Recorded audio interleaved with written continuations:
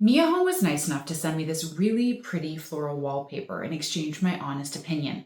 It's peel and stick wallpaper and it's removable. So I'm going to do an installation so you can see exactly what it looks like in person. Let's go get started.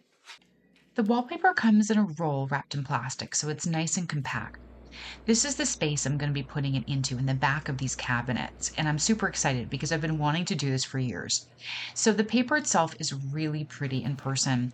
It's 17.7 inches wide, and it has a repeating pattern of 17.7 inches both in width and in height. So it's basically a square that is repeating over and over again.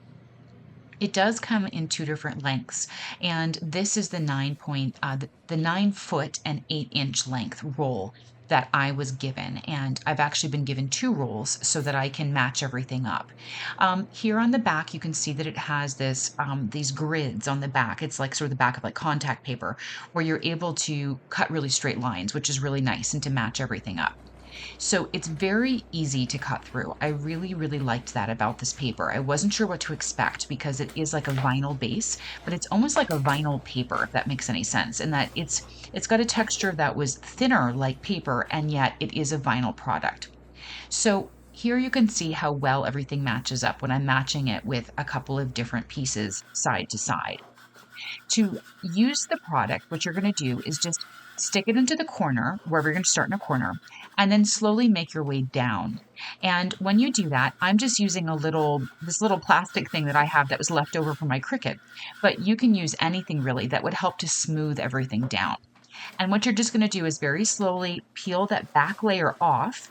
And then you're just going to be kind of pushing out the air bubbles as you go along and just making sure that it's really getting a really good grip on the back.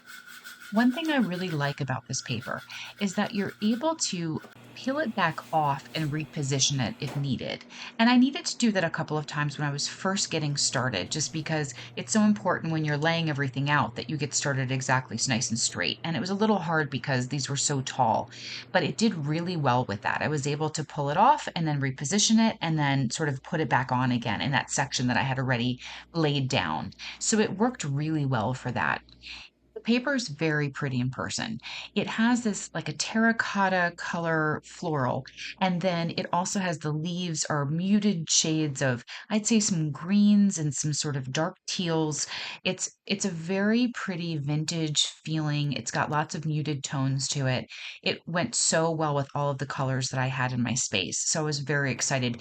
The background is a true white in the background, even though it does look a bit shaded in here sometimes because of the light. It is white in person.